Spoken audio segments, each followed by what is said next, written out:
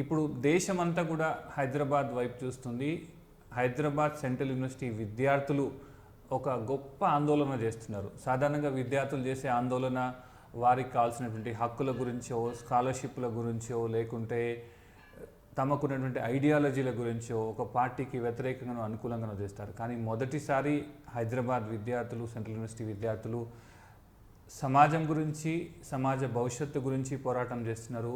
ముఖ్యంగా పర్యావరణం గురించి పోరాటం చేస్తున్నారు. ఇప్పటికే దేశవ్యాప్తంగా పొల్యూషన్ పెరిగింది. అట్లాంటిది హైదరాబాద్ సెంట్రల్ యూనివర్సిటీకి అనేక త్యాగాల ఫలితంగా తెలంగాణ ఉద్యమ కాలంలో జరిగినటువంటి పోరాటాల తర్వాత సెంట్రల్ యూనివర్సిటీ ఏర్పడింది. అప్పుడు వచ్చినటువంటి 2300 ఎకరాలకు పైగా భూమి ఉంది. ఆ భూమి అంతా కూడా రాంగ కాలక్రమంలో అనేక ప్రభుత్వాలు తీసుకుపోయినాయి. కనీసం ఇప్పుడు మిగిలినటువంటి భూములనైనా కాపాడుదాం, తద్వారా ఒక లంగ్ స్పేస్ని కాపాడిన వాళ్ళు అవుతాం అనేటువంటి మాట చెప్తున్నారు. అయితే వాళ్ళు చేస్తున్న పోరాటం యొక్క ప్రాధాన్యత ఏంటిది ఒక్కసారి మనం అర్థం చేసుకోవాలి. అప్పుడే మనం తదుపరి ఇంకా రాజకీయ అంశాలు కానీ, అందులో ఉన్నటువంటి వివాదం ఏంటిది, అవన్నిటి యొక్క ప్రాధాన్యత మనం తెలుసుకునేటువంటి అవకాశం ఉంటుంది. జనరల్గా విద్యార్థులు ఒక మాట స్పష్టంగా చెప్తున్నారు, మా దగ్గర ఉన్నటువంటి భూమిని ఇన్ని రోజుల వరకు కాపాడుకుంటూ వచ్చినాము, తద్వారా పర్యావరణం అక్కడ పెరిగింది, ఆ పర్యావరణాన్ని ఖరాబ్ చేయకండి, ఇప్పటికే హైదరాబాద్ పశ్చిమ నగరం అంతా కాంక్రీట్ జంగల్గా మారింది, కాబట్టి ఈ ఉన్న 400 ఎకరాలను తీసుకొని మళ్ళీ ఐటీ పార్క్ కట్టకండి అనేది డిమాండ్ చేస్తున్నారు. అయితే ఈ మొత్తం వివాదం మనకు తెలవాలి అంటే అసలు ఆ 400 ఎకరాల కథ ఏంటిది, విద్యార్థులు ఏం అడుగుతున్నారు, పొలిటికల్ పార్టీలు ఏం చెప్తున్నాయి, అసలు ప్రభుత్వాలు ఎట్లా వ్యవహరించాలి, అన్నిటికంటే ముఖ్యంగా ప్రజలుగా మనం ఏం చేయాలనేటువంటి ఒక 4-5 సబ్సెక్ట్స్గా మనం మాట్లాడుకుంటే మనకు అర్థమవుతుంది. మొదటి అంశం అసలు 400 ఎకరాల కథ ఏంటిది. 400 ఎకరాల కథ ఏంటిదంటే యూనివర్సిటీ దగ్గర ఉన్నటువంటి 2300 ఎకరాల భూమిలో అప్పుడు ఏర్పాటు చేసిరు. ఆ యూనివర్సిటీ భూములను తెలంగాణ ప్రభుత్వం ఏ రోజు కూడా రిజిస్ట్రేషన్ చేయలేదు. ఎందుకంటే అప్పట్లో ప్రభుత్వాలు యూనివర్సిటీ భూములను కూడా లాక్కుంటాయనేటువంటి భయంలో అప్పుడున్నటువంటి సెంట్రల్ గవర్నమెంట్ కానీ, లేదంటే యూనివర్సిటీ వైస్ ఛాన్సలర్ కానీ లేకుండే, అట్లాగే నడిచింది కూడా. తర్వాత కాలక్రమంలో 700 ఎకరాల భూమిని 2300 ఎకరాలలో తీసుకున్నారు. ఆ తీసుకున్న భూమి అంతా కూడా అకాడమిక్ పర్పస్కి మాత్రమే కట్టినారు. ఎందుకంటే అకాడమిక్ పర్పస్లో కడుతున్నప్పుడు టీఐఎఫ్ఆర్ లాంటి అనేక ఆర్గనైజేషన్స్కి ఇచ్చుకుంటూ వెళ్ళినారు. అది ఓకే, ఎందుకంటే యూనివర్సిటీ అన్నప్పుడు university ecosystem, education ecosystem develop చేసే క్రమంలో చేసినారు, కాబట్టి that is absolutely fine.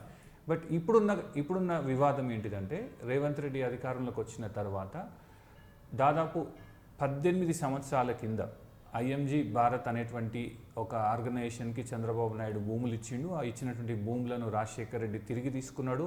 IMG Bharat అనేది కూడా ఒక స్కామ్ అనేటువంటి పొలిటికల్ వివాదాలు నడిచినాయి. ఇప్పుడు మనం దాని జోలికి వెళ్తే మళ్ళీ ఒక 10-15 నిమిషాలు దానిపైనే మాట్లాడితే పక్కన పెడదాం. 2006లో ఐఎంజీ భారత్ అనేటువంటి సంస్థ నుంచి దానికి కేటాయించిన 400 ఎకరాల పైన కేసు వేసింది తెలంగాణ ప్రభుత్వం. కేసు వేసి దాదాపు 18 ఏళ్ళ తర్వాత ఈరోజు ఆ భూములన్నీ కూడా తెలంగాణ ప్రభుత్వం అంటే ఒక టెక్నికల్ తీర్పుని సుప్రీంకోర్టు ఇచ్చింది. టెక్నికల్ తీర్పు ఎందుకు అంటున్నామంటే భూములలో రిజిస్ట్రేషన్ల పేరు కానీ, భూములకు సంబంధించినటువంటి యజమానిగా పేరు ఇప్పటికి కూడా సెంట్రల్ యూనివర్సిటీకి చెందిన మొత్తం భూములపైన తెలంగాణ గవర్నమెంట్ ఉంది. ఇప్పుడు అట్లని చెప్పి రేవంత్ రెడ్డి మొత్తం సెంట్రల్ యూనివర్సిటీ కూలగొట్టేస్తాను, ఎందుకంటే నేను ఓనర్ని కాబట్టి నేను అమ్ముకుంటానంటే అది ఎంత దరిద్రంగా ఉంటుందో. ఈ 400 ఎకరాలకు సంబంధించిన వ్యవహారంలో కూడా రేవంత్ రెడ్డి తీరు కానీ, ఆ ప్రభుత్వం యొక్క తీరు కానీ అంతే దరిద్రంగా ఉంది. ఎందుకంటే సుప్రీంకోర్టులో గెలిచినటువంటి భూముల యొక్క ప్రస్తుత స్వరూపం ఎట్లా ఉంది అది చూడాలి.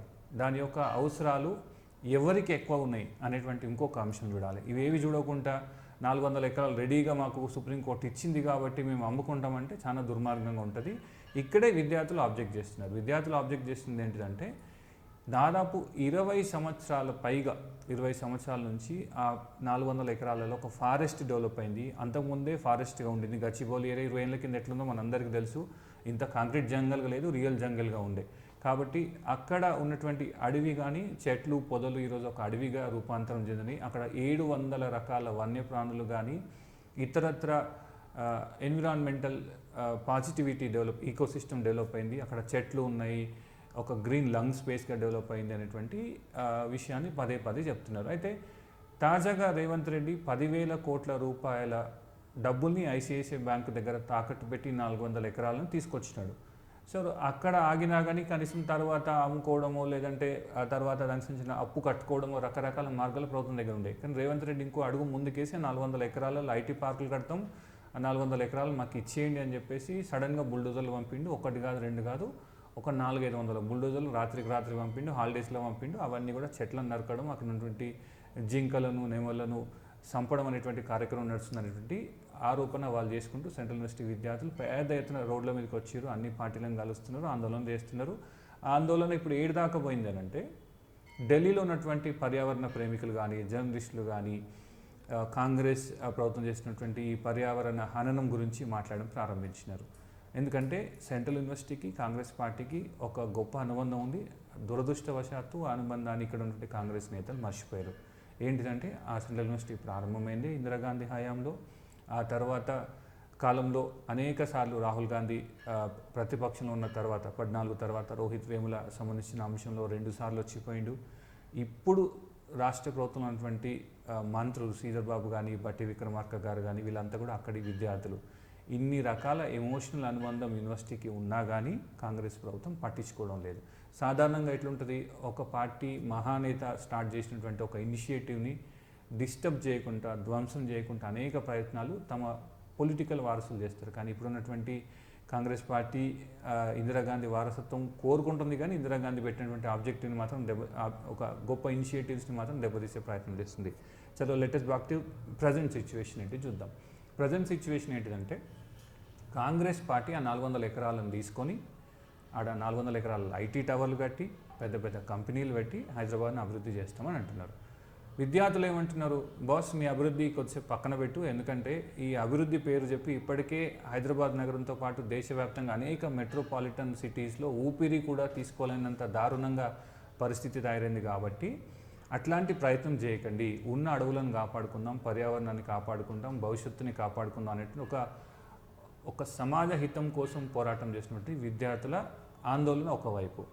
ఈ రెండిటి మధ్యలో పొలిటికల్ పార్టీలు ఎట్లా రెస్పాండ్ అవుతున్నాయి కూడా చూడాలి. ఎందుకంటే పొలిటికల్ పార్టీలలో ఈరోజు ప్రధానంగా తెలంగాణలో ఉన్నది కాంగ్రెస్, బీఆర్ఎస్, బీజేపీ. కాంగ్రెస్ ప్రభుత్వం అవుట్ రైట్గా 400 ఎకరాలు మాకు కావాల్సిందే, అడవిని నరికేయాల్సిందే, జంతువులు ఉన్నా సచ్చినా మాకు సంబంధం లేదు, ఖచ్చితంగా ఆ ఐటీ టవర్లు రావాల్సిందే, దాదాపు 30-35 వేల కోట్ల రూపాయలు మా ఖజానా నింపుకోవాల్సిందే అంటున్నారు. మరి బీఆర్ఎస్ ఏమంటుంది, ప్రధాన ప్రతిపక్షంగా ఉన్న బీఆర్ఎస్ ఏమంటుందంటే విద్యార్థులకు సంబంధించినటువంటి డిమాండ్ కేవలం విద్యార్థులకు మాత్రమే కాదు, హైదరాబాద్ మహానగరానికి మిగిలిపోయినటువంటి కొన్ని లంగ్ స్పేసెస్లో ఆ 400 ఎకరాలు సెంట్రల్ యూనివర్సిటీ ఒకటి కాబట్టి మనం దాన్ని కాపాడదాం అనేటువంటి ఇంకో మాట చెప్పినారు. ఇక బీజేపీ ఎంత దుర్మార్గంగా ఉన్నది అంటే ఈ మొత్తం సెంట్రల్ యూనివర్సిటీ భూములు కానీ, సెంట్రల్ యూనివర్సిటీ అడ్మినిస్ట్రేషన్ కానీ సెంట్రల్ గవర్నమెంట్ చేతిలో ఉంటుంది. అక్కడ అధికారంలో ఉండి ఇక్కడ నుంచి 8 మంది ఎంపీలు ఉన్న తర్వాత, 2 కేంద్ర మంత్రులు ఉన్న తర్వాత కూడా కేంద్ర ప్రభుత్వం నుంచి డైరెక్ట్గా ఒక డైరెక్షన్ రాష్ట్ర ప్రభుత్వానికి ఇప్పియాల్సింది పోయి లెటర్లు రాయడము, ట్వీట్లు చేయడము, ఆందోళన చేస్తున్నామని చెప్పడము, ఇట్లాంటి మాటలు చెప్తున్నారు. కానీ యాక్చువల్ డెసిషన్ సెంట్రల్ గవర్నమెంట్ లెవెల్లో తీసుకొని రాష్ట్ర ప్రభుత్వానికి అందులో వెళ్ళకండి, ఆ సెంట్రల్ యూనివర్సిటీ పైన డైరెక్ట్గా మీరు చేసినటువంటి దాడిని, ఇది చాలా తీవ్రమైనటువంటి అంశము. ఇదే పరిస్థితి కనుక ఇతర రాష్ట్రాలలో కూడా సెంట్రల్ యూనివర్సిటీల మీద ఆయా రాష్ట్రాలు భూములు గుంజుకోవడం, ఆస్తులు గుంజుకోవడం చేస్తే కేంద్ర రాష్ట్ర సంబంధాలు దెబ్బతింటాయనేటువంటి ఒక గట్టి హెచ్చరిక చేయాల్సింది పోయి అది కూడా చేయడం మానేసినాయి. సరే, ఈరోజు వాళ్ళు ధర్మేంద్ర ప్రధాన్ గారిని కలిసి కేంద్ర మానవ వనరుల శాఖ మంత్రిని కలిసి చెప్పినారు. ఇది కొంత వెల్కమ్ చేయాల్సినటువంటి మూవ్ అయినా కానీ వాళ్ళ యొక్క నిబద్ధత ఏంది అనేది రానున్న రోజుల్లో తేలుతుంది. సరే, విద్యార్థులు ఎంత మొత్తుకున్నా, ఎంత ఆందోళన చేసినా పోలీస్ బ్రూటాలిటీ మాత్రం యూనివర్సిటీలో బాగా పెరిగింది. 400-500 మంది పోలీసులు ఎప్పుడు యూనివర్సిటీ చుట్టూ ఒక మానవ కవచం లెక్క, అంటే ఒక సెక్యూరిటీ కవచం లెక్క పెట్టుకొని లోపల ఉన్నారు. లోపల నుంచి విద్యార్థులు బయటకు రానియట్లేదు. కానీ విద్యార్థులు మాత్రం నిరంతరం తమ ఆందోళన కొనసాగిస్తుంది. వాళ్ళు ఒక మాట ఏమంటారంటే ఇది ఇక్కడితో అయిపోయేది కాదు, నిరవధికంగా మేము యూనివర్సిటీలో నిరసన చేపడతామని ఈ రోజు నుంచి నిరవధిక నిరసన కూడా స్టార్ట్ చేశారు. మరి ఈ టైంలో రేవంత్ రెడ్డి కానీ ఇక్కడ ఉన్నటువంటి కాంగ్రెస్ ప్రభుత్వం కానీ ఒక మీటింగ్ పెట్టుకొని మళ్ళీ సేమ్ స్టోరీ చెప్పింది. మేము హైదరాబాద్ అభివృద్ధి కోసం ఈ 400 ఎకరాలను డెవలప్ చేస్తాం కాబట్టి ఎవరు ఆపినా, యూనివర్సిటీ ఆపినా మేము ఆగేది లేదు, బరాబర్ ముందుకే పోతామని చెప్పింది. మరి ఇట్లా నువ్వు విద్యార్థులను పట్టించుకోకుండా, ప్రతిపక్షాలను పట్టించుకోకుండా, పర్యావరణం పట్టించుకోకుండా, ప్రజల ఆకాంక్షలను పట్టించుకోకుండా నువ్వు లను తిప్పి బుల్డోజ్ చేసుకుంటూ ముందుకెళ్తామంటే కనుక ఖచ్చితంగా ఇది తీవ్రమైనటువంటి ఇబ్బందులకు దారితీస్తుంది. మరి ఆ ఇబ్బందులని కాంగ్రెస్ పార్టీ ఎట్లా ఎదుర్కొంటుంది అనేది తర్వాత చూద్దాం. ఎందుకంటే ప్రజలు, విద్యార్థులు, ప్రతిపక్షాలు కలిసిన తర్వాత ఒక ప్రభుత్వం ఇన్ని వర్గాలకు వ్యతిరేకంగా పోవడం అంటే అయితే అది పూర్తి స్థాయి 100% పొలిషనెస్ అని అవుతుంది, లేదంటే ఒక నియంతృత్వం అని అవుతుంది.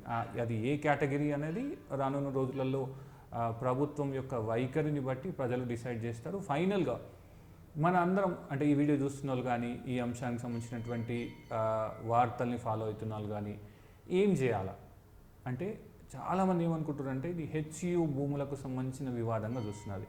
ఇది శుద్ధ తప్పు. ఎందుకంటే విద్యార్థులు తమ భూముల కోసం పోరాటం చేయడం లేదు. ఆ భూములలో ఉన్నటువంటి పర్యావరణం కోసం కానీ, వన్యప్రాణుల కోసం కానీ, వాటి వల్ల భవిష్యత్తు తరాలకు జరిగేటువంటి కాలుష్యాన్ని ఆపేటువంటి శక్తి గురించి కానీ దాని గురించి డిస్కస్ చేసినారు, దాని గురించి ఉద్యమం చేస్తున్నారు, దాని గురించి ఆందోళన చేస్తున్నారు. ఈ విషయం మనం మర్చిపోవద్దు. విద్యార్థులకు సంబంధించినటువంటి వ్యవహారం కాదు, హెచ్యుకి వర్సెస్ రాష్ట్ర ప్రభుత్వ వ్యవహారం కాదు, కేవలం 2-3 పార్టీలకు సంబంధించిన వ్యవహారంగా చూడొద్దు. పశ్చిమ హైదరాబాద్ నగరానికి మిగిలి ఉన్నటువంటి ఏకైక లంగ్ స్పేస్, అతిపెద్ద lung space near to the KBR park, అంత పెద్దది అది.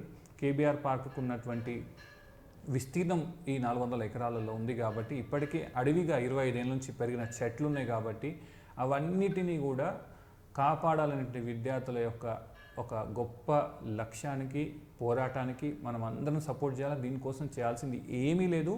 మీరు ఇంట్లో కూర్చునేటోళ్ళు ఇంట్లో కూర్చోండి, ఫోన్లో చూసేటోళ్ళు ఫోన్లో చూడండి, కానీ వాళ్ళు చేసినటువంటి ఆందోళనకి మద్దతుగా ఒక మాట మాట్లాడండి. వాళ్ళు చేసినటువంటి ఆందోళనకు అనుకూలంగా ఒక ట్వీట్ చేయండి, ఒక పోస్ట్ చేయండి, ఒక వాట్సాప్ స్టేటస్ పెట్టండి, మీ బంధుమిత్రులకు చెప్పండి. ఎందుకంటే ఇది రాజకీయ పోరాటం కనుక అయ్యుంటే, ఐడియాలజీకి సంబంధించిన పోరాటం కనుక అయ్యుంటే, ఒక పార్టీకి అనుకూలంగానో వ్యతిరేకంగా చేసేటువంటి ఆందోళన అయ్యుంటే ఇంత ఓపెన్గా మన అందరం ఏకతాటిపైకి రావాల్సిన అవసరం ఉందని గట్టిగా చెప్పాల్సిన అవసరం లేకుండే.